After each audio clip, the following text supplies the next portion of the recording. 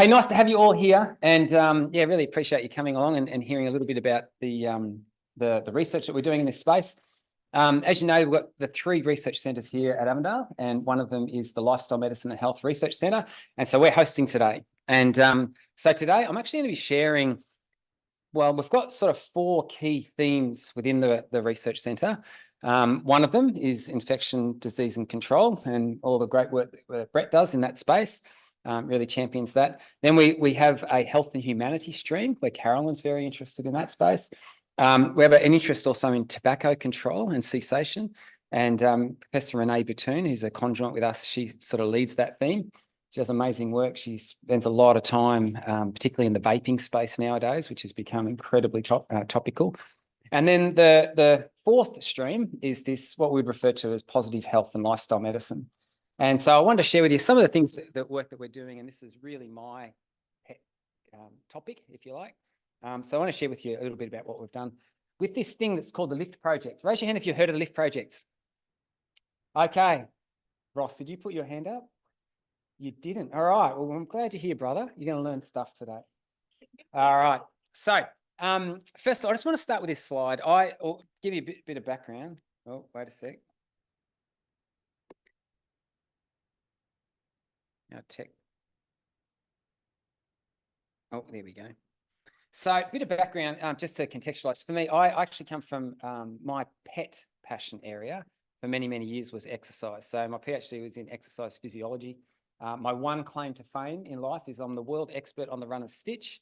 And I remember my son, I share this often, but I remember Caleb coming home from school one day and he goes, "Hey, Dad, we were Googling our dads to see if they'd done anything special." And he said, "You're like the world expert on that pain in your side." And I said, "Caleb, could be a whole lot worse, mate. I could be the world expert on being a pain in the behind." So anyway, he dodged a bullet there. But I don't know, maybe I am still. But anyway, so I always had a great interest in exercise, but not just exercise, all the other determinants of well-being as well. And I had this epiphany. It's amazing. You go through your life and then it takes years. And I think I'm quite a slow learner. But I had this moment where I realized, here I am trying to encourage people to be more active, writing books on this stuff and doing presentations. Why is that? And it's because I actually wanted people to feel better. And for me, really the goal of being active is actually, it helps people to feel better. And that's, for me, really the end goal of the work that we do. And so, and then I realized the reason I wanted people to, learn to eat healthier and to sleep better, and then to get outside into nature more often. And then all of these things are just pathways to feeling better. It's really about mental health. And so I sort of had this moment where I went, I'm actually super passionate about just promoting mental health. And this, I remember this was about 2011 when the World Health Organization published it, and they said, they made this statement, there is no health without mental health. And I thought, I think you're right, because you can be super healthy and completely miserable. And so for me, the end goal really came about, how do we help people to be healthier and by experiencing more mental health.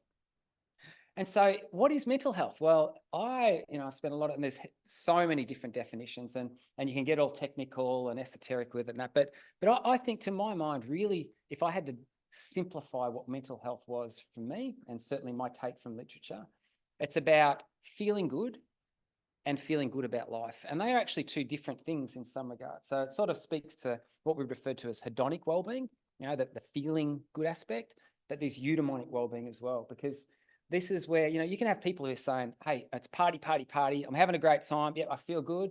But in my quiet moments, I actually don't feel that great about life. And you can have the flip side too. You can have people who say, you know what, I'm actually not feeling that great at the moment. There's stuff happening for me, or I'm unwell or whatever. But you know what? Deep down, I do feel pretty good about my life. And so that's my spin. That's, if you wanted my definition of well-being, it's about feeling good and feeling good about life. And so the question is, well, how can we help people to achieve that? And we might not be able to feel good, but we can certainly feel better. And so the real research question, I suppose, that drives me is that, how do we help people to feel better and to feel better about life? And that involves a really comprehensive perspective on how we approach wellbeing. And so what we did is we created this thing called the LIFT project. And this has been my passion project for a number of years now. But really what it was, it started, there's sort of two arms to this, because in order to, help people to feel better and feel better about life, yeah, you need something for them to do, but then they need to do it. And so that's often where the challenge lies. And certainly within the lifestyle medicine space, it's been really interesting. I've seen that the change in the research narrative, or in the literature. For many years, I'd say probably going back a decade ago, when people would talk about lifestyle interventions and their potential impact, the naysayers just said it doesn't work. Right? No, it doesn't work. So they're not interested in nutrition interventions or physical. It doesn't work, certainly with regard to mental health. But now the evidence is so overwhelming, no one can deny this. And so what's happened is the naysayers now say people won't do it. And that's a different perspective, isn't it? And it requires different attention.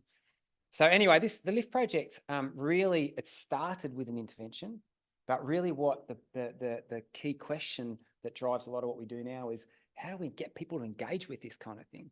So there's sort of the intervention aspect, and there's the implementation aspect. And the implementation piece really calls, if you want to demonstrate that something can be effective, that's sort of the domain of clinical trials and sort of the more formal, paradigm for doing scientific research.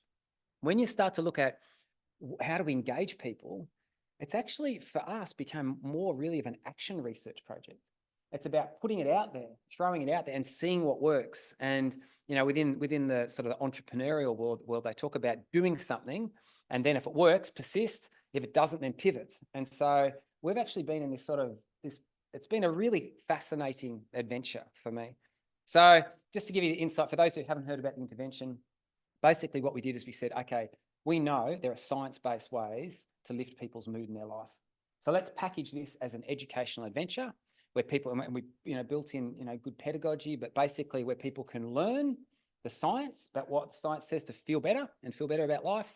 And then let's give them some experiences, challenges to try out for a week or so, and then get them to think about how that worked, reflect on it, and then if it did work for them, then share it with other people, because the best way to learn something and embed something is to teach it.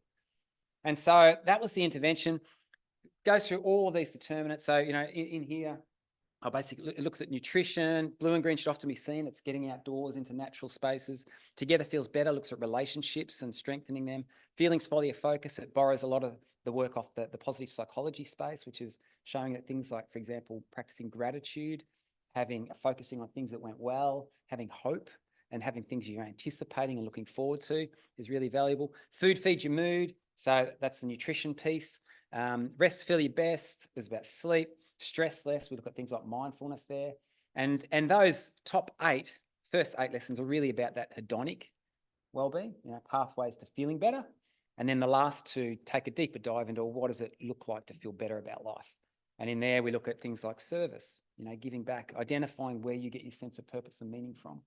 And so so it's a really comprehensive, sort of nicely packaged educational adventure that we call the intervention.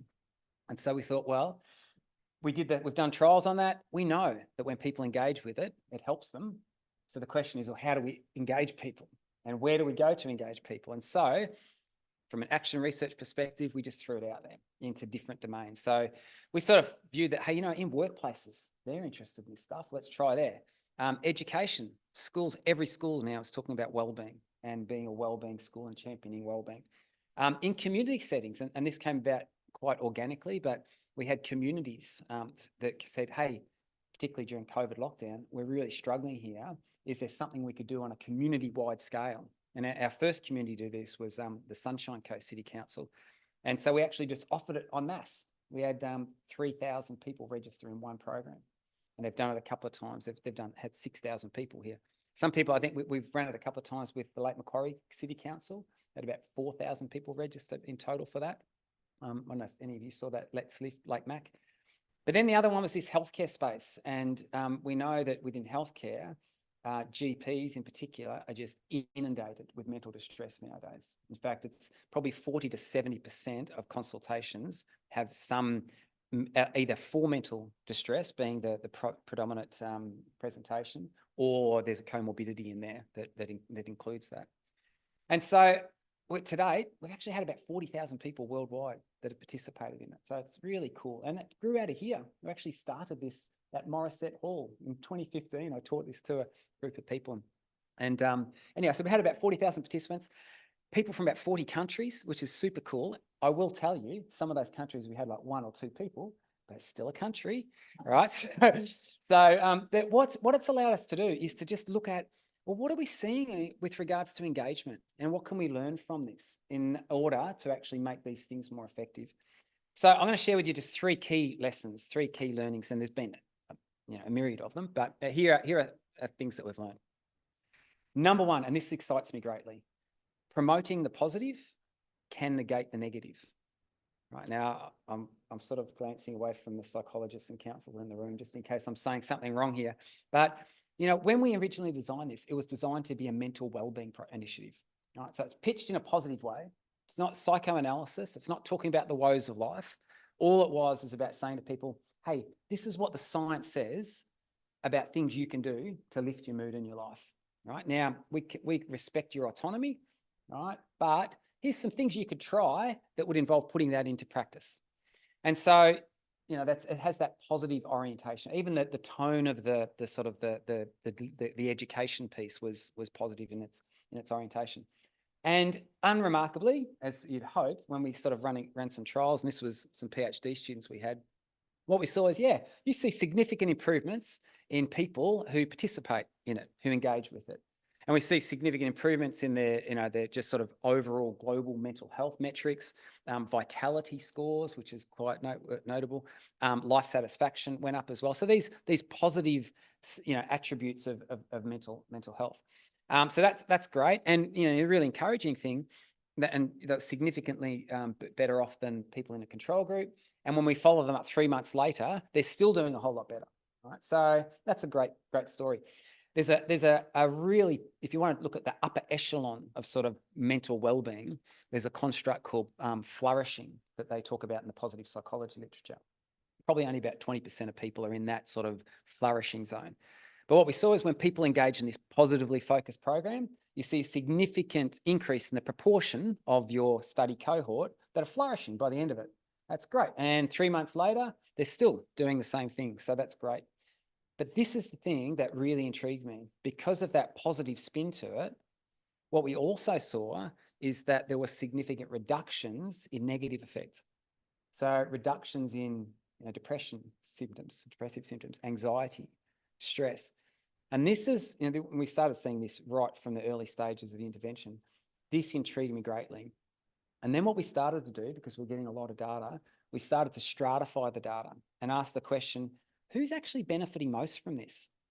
And perhaps somewhat unremarkably, the people who were getting the biggest shifts in their mental health metrics were actually those that are on the lower end of the mental health ladder. And we're all doing this, we're all on that ladder. We go up and down throughout the course of the day. But that, to me, that just jumped out. That was one of the big learnings for me, is that, if we approach this in a positive way, and the benefit of doing that is there's no stigma attached now, right? Because there's often, people don't want to put up their hand, particularly males, to participate in these sort of depression interventions. But if you had something that was positively framed, right? Even the name we chose, the LIFT project, even if you're an 8 out of 10 on the feel good ladder, you'd probably like to be a 9 out of 10, right? So it alleviates that stigma aspect. And yet the people who are getting the biggest shifts are those that are lowest on the mental health ladder. So to my mind, this is a new paradigm for doing universal mental health care, right? Because it's something for everyone. And it just so happens the people we really want to help the most probably get the most benefit if you can get them to engage. So I was really fascinated by this. So last year we actually had a master's student, and I said, what would happen then if we deliberately targeted people with affective conditions, diagnosed depression, anxiety, on medications? And so this master's student was based in South Africa. She was in a really disadvantaged community. Her husband was a clinician, a GP. And so she said, well, let's do it. And so we ran this trial with about 25 patients, all with diagnoses. And what we saw is this: literally within the space of 2 to 3 weeks, significant improvements in their mental health metrics. And in fact, of these 25 patients, by the time they finished the intervention, about 10 weeks later, about 18 of them were no longer meeting the criteria for having diagnosed depression. And so for me, honestly, this is to to my mind, the big learning here is by promoting the positive. There's definitely a place and a need for, deeper care, for trauma, all that sort of stuff. But what we know is that we can have big impacts by promoting the positive. Promoting the positive can negate the negative as well as promote the positive. So that's been one of the really big learnings for me. And for me, that changes everything. It changes the way that we approach this epidemic that we're observing. That's number one. The second one, and this seems, once again, I feel like I'm a slow learner. And my mantra in life nowadays is I'm here to learn. That's how I walk through life like that. But what we observed when we started seeing what contexts do people seem to engage best with is, it's when they either, here's one of my big takeaways, people will only engage in a wellbeing program if A, they're desperate and looking for solutions, or B, they're highly incentivized / forced to do it. Right? And you think about, from your own experience, raise your hand if you agree with that. If you've actually gone, oh yeah, I'm going to get fit, or I'm going to start doing this or that, but no one was there forcing you, and you weren't that desperate. It's just like in fact, that Strava has identified Quitters Day. Strava, this is the app where people log all their activity. It's the second Friday in January. So notice I said January there. So this is like people, and the reason for New Year's Eve, everyone's like, I'm doing this. I'm going to be a new me by this time next year. Well, second Friday, less than 2 weeks later, and it's because no one, obviously they're not that desperate looking for solutions, and no one's highly incentivizing them to do it. Whereas you see stories of people who, for example, for years know they should have taken better care of their health. They have a heart attack, and all of a sudden there's life transformation takes place. Or you see it in. So anyway, that guiding principle there for people to engage with a wellbeing initiative, they either have to be desperate or looking or forced to do it. That starts to narrow the places you probably should go to help engage people. And so I think there are 3 key targets, and this is where we're really focused on. Number one is healthcare, right? People go to the doctor because they're looking for solutions, right? They go for healthcare because they're desperate, right? So I think there's a really unique opportunity there. And maybe I'll say it here just in case I run out of time. I probably will. This, I think, is where there's huge opportunities. And we've just got a grant from the local primary health network. And what they're saying is that we're inundated with mental distress. We can't keep up. We don't have capacity. In fact, our specialty psychological centres now have wait lists of hundreds of people. It's a 6-month wait to see a psychologist. We don't know what to do. So we're looking for innovative solutions here. So we've actually just received a grant, and what they're going to be doing is training, just as a group program, these specialty psychological sites where they can actually offer lift. So at least the people are doing something whilst they're waiting. So basically it's a waitlist initiative. So I'm really passionate. And what I like about that, people are there because they want to be there. People are engaging because they're looking for solutions. The other place I think is education. We actually have, do you know that every one of our first year students at Avondale, we have 150 in our Foundations of Wellbeing class this semester. They're all doing the LIFT projects. And we do a lot of research on that. And you know why they're there? They have to be there. Love it. And so, you know what? Here's the point. People, okay, they might not be desperate and looking for solutions. We'll have some in the group that will tick that box, but they have to be part of it. And so I actually think schools and education, my dream would be that every kid in year 10, as part of their schooling, have to engage with this. And I think we're going to see that come about. There's now really good data. When kids are forced to engage in wellbeing initiatives in schools, their academic performance improves, right, in standardised metrics. So it's going to come. But schools, I think, is a great opportunity to tick one of those boxes, and that is that you have to do it. And then the other place that we're doing a lot of work is in workplaces now. And workplaces are screaming out once again because they know the amount of mental distress that affects absenteeism, presenteeism, and all these different things. I am agitating for, and I'm actually working with a group called Thrive Stars, who does a lot of places in workplaces, is that for enlightened workplaces to say, you know what, as part of your conditions of work here, we want you to be best informed and to practice, safe work environments, all the rest of it. So if you're a manual labourer and you have to lift stuff all the time, we're going to require that you do a little course on how to lift things correctly. Right? We already do that. Well, what about, and anti-bullying? We've all done these training as part of our conditions of work here. What about if enlightened CEOs said, you know what? What's highly relevant to your performance here at work, and it is your mental well-being. So we require, as part of a condition of employment here, is training in work in well-being. It's not just the smart thing to do for the employees; it's actually the right thing to do, right? So they're caring for their employees in that way as well. And so anyway, and we're seeing a shift towards that. So I actually think there's really unique opportunities to engage people in workplaces. There's a lot of people are employed because they have to do it, just like students need to do it. So second big learning for me is that for people to engage in a wellbeing initiative, they either need to be desperate, so go to the place where people are really looking for solutions, or they need to be incentivized, highly incentivized, or forced to, ideally. That sounds terrible. You will do what's good for you, all right? So that's one of the other learnings we've had. Here's my third learning, and I'll move through this pretty quick. What we've observed, we've had some tremendously successful rollout initiatives, right? And then we've had some that haven't been so. And this is intriguing. What's the difference? So, for example, here's this one here. Actually, we ran a program for health professionals in the Primary Health Network region late last year. We had about 500 people register. Great outcomes, really good outcomes, great feedback. This one here, the American College of Lifestyle Medicine, they offered it to all of their members. 1,700 people registered in that program there. Great outcomes once again. This one here, this is our biggest ever. And we're going to top this next year. I think we're going to double this one next year. Actually, sorry, not next year, starting in August. This group here, this is in New York State. They had 5,000 people register and participate in the program there. Great outcomes. We're writing that paper up. We're about to publish it. Here's our Lake Macquarie one. Over 4,000 people. Once again, we had really good uptake in that. And then we've had others. For example, we just had funding. We worked in partnership with ADRA to offer the LIFT project to all flood-affected councils in the Northern Rivers area.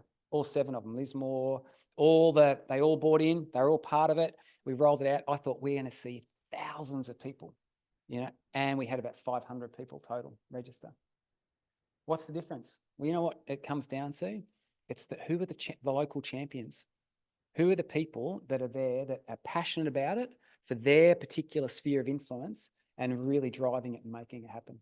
In Lake Macquarie, there's a great team in the council there. They really embraced it. The American College of Lifestyle Medicine, same deal, really good. Up there, and I'm not criticising it, Northern Rivers, they're still in crisis management mode. They don't have time to invest in these extra things. It's like, okay, great, yeah, let's offer it. But no one's there driving it and pushing it really hard. And so inspiring the influencers makes a big difference. This is a trial we ran last year. One of our master students again. She's a GP herself, owns her own clinic in a rural community in Western Australia. She has 5 doctors working for her. And she said, we're the same. We're so inundated with mental distress, don't know what to do. And I said, okay, let's try this. And we ran a pilot with her, did the same pilot in the United States in a clinic over there.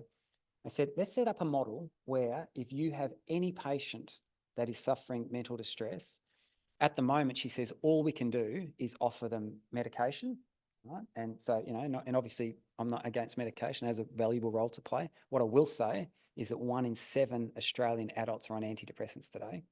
Right? We're the 2nd highest prescribing nation in the world behind Iceland.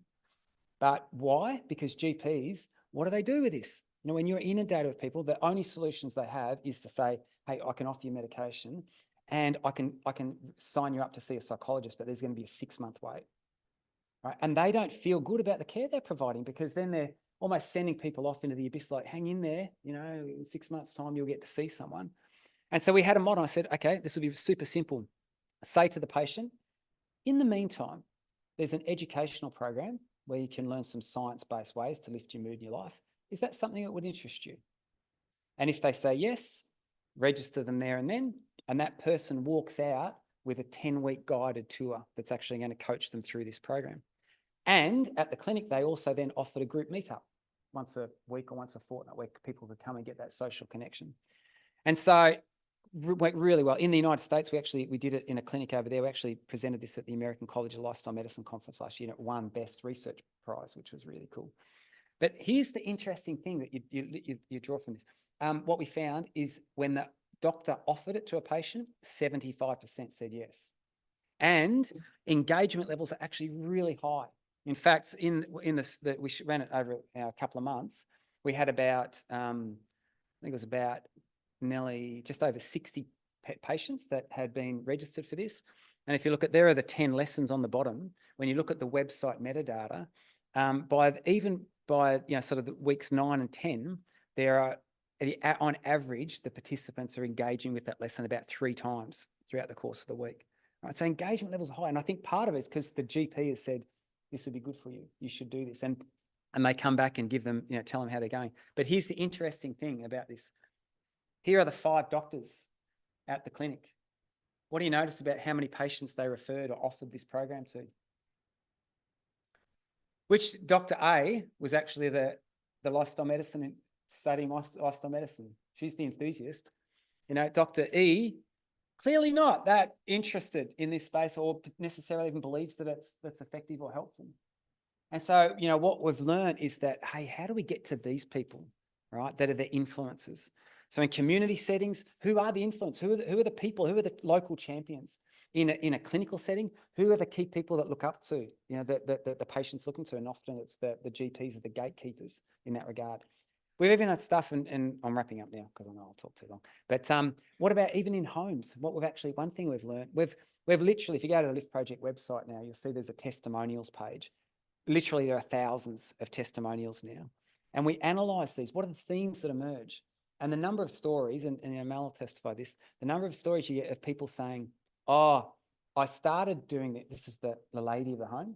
I started doing this and then my husband joined me, or I did this, or I got my kids involved. And so that whole idea, one thing we're learning is that if you're thinking about what area I'm trying to target, who's the influencer there? And certainly in homes, it often seems like the female drives that to a certain extent, that wellbeing agenda. Not always, generalization, but, being more targeted and being strategic in terms of, influencing those influences is really helpful. So what have we learned? We've learned a heap. I feel like I'm on this crazy learning exponential curve, and there are a whole heap of other things I could share, but these are the 3 key things that have stood out for me so far. And that is, that positive approach to mental wellbeing. In fact, it's interesting, even that the terminology is changing. They're often not talking about mental health anymore, because as soon as I say mental health, what are you thinking of? Depression, anxiety. That's what jumps to mind. That's not mental health. That's mental ill health, right? So now the narrative is starting to change. They're talking a lot more about mental well-being, which is a term I've been using for a while, but lately it's mental fitness. You can see they're trying to put a positive spin, trying to de-armor that view of, there's something, it's about the negative.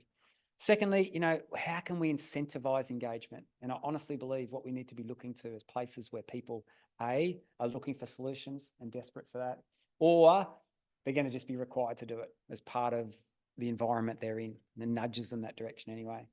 And the third piece is really targeting and being focused on who are the influencers in a particular space and how you can inspire them, get them engaged, get them aboard. It's interesting, this grant we just got with it's not a big grant, but with the PHN, is part of it is to go and train the trainers, so actually get them inspired, like, okay, this can work, and and it's easy to do.